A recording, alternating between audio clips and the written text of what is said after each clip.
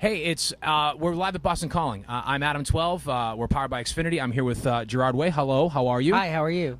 First of all, great set. Thank you. Fantastically great set, actually. Thank you. Energizingly great set. People were like completely into it, and that kind of seems to be.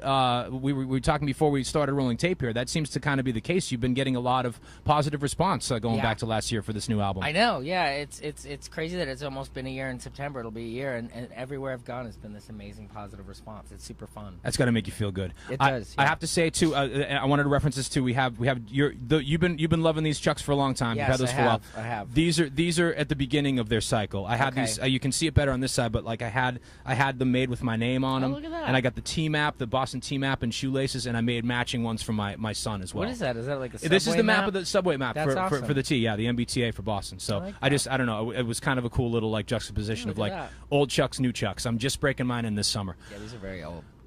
You, Gerard, have done and this is from my perspective. You've done an amazing job of going solo. Oh, thank you. Because it's not an easy thing to do when you've been when you've been involved with a band for as long as you were, and when that was so much a part of your musical identity. Right. A lot of times artists have trouble kind of distancing themselves from that. Right. I don't get a lot of that. Like whenever I see media that's along, it's not like Gerard Way of My Chemical Romance. It's like, no, it's Gerard Way and he's solo. Is that perception right? Have you found it kind of, has it been as easy to kind of be a solo guy now?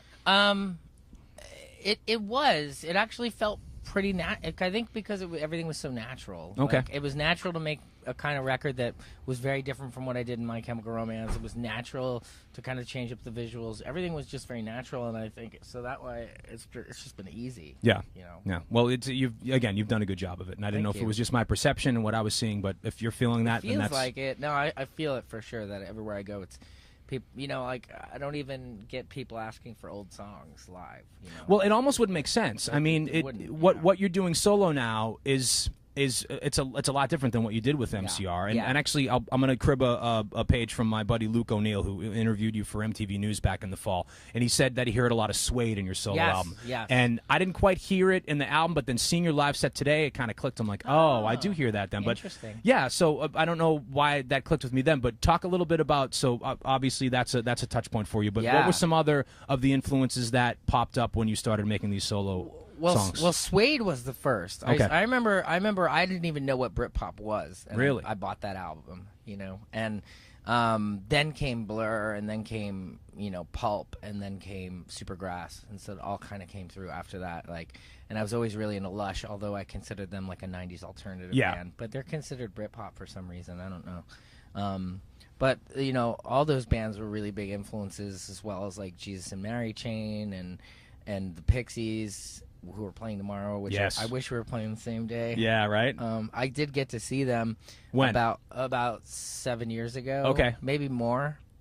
It was amazing. I saw them the first reunion dates they did. I saw here in that Boston tour at Avalon. I think it was in 2004, 2005, and that was that makes sense. That's probably when I saw them, and so that's longer. That's 10 years ago. Yeah, can you believe it? That's crazy. I know it's been that long. I saw them at Hammerstein Ballroom in New York. Very and I think good. That was the last night of their run. It was so good.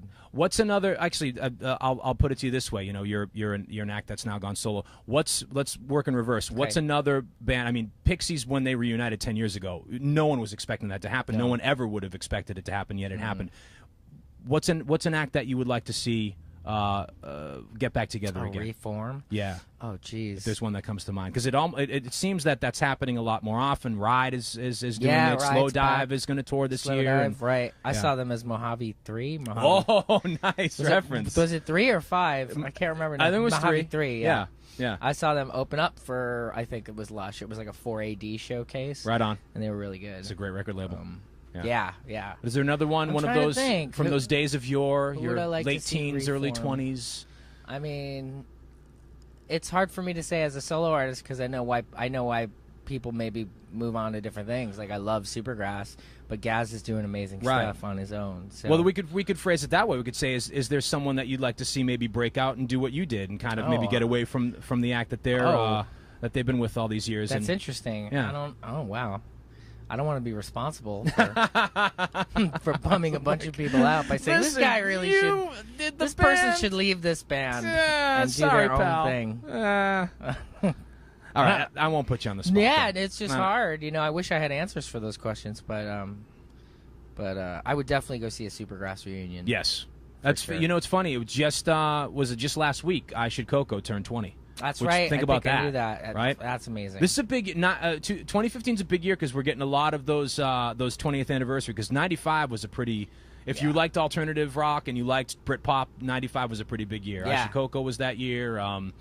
The Bends came out in 95, so we're seeing a lot of those anniversaries pop up now. Yeah, that's pretty crazy. Yeah, when you think about it that way. All right, lastly, someone new that you're someone or something new that you're listening to, because I know you're still very much immersed in music. Yeah, the band I brought out on this short run, was a band called Nuns. Yeah, and they're amazing. Okay, like just flat out amazing. And I remember getting the submission from my booking agent for the tour, and I clicked their link and right away fell in love. I was like, this band absolutely 100%. That's a good feeling. Yeah, it's got to feel good as an artist too to think back of at the beginning of your career when you were getting those chances to now be the guy who can go and kind of give a band a chance. It's nice. Yeah, it's a nice feeling. Well, Gerard, I thank you for taking time out to chat. Thank you. Thank you for inviting us on to your bus. No problem. I saw some fans gave you some wonderful art earlier, which was great. Which was really cool. So you are loved here in Boston, and good luck. You were saying off mic that you're taking a little break and then you tour Russia later this year, we right? tour Russia in September for a whole month. For about a whole month. It's as much of the country as I guess you tour. Okay. So like it takes shows. You now know from Gerard Way. It takes a month to tour Russia. If you want to tour, if you want to tour the whole country, you're gonna have to give up a month of your time. All right, we're live at Boston Calling. I'm Adam 12. We're powered by Xfinity. Thanks again, Gerard. No problem.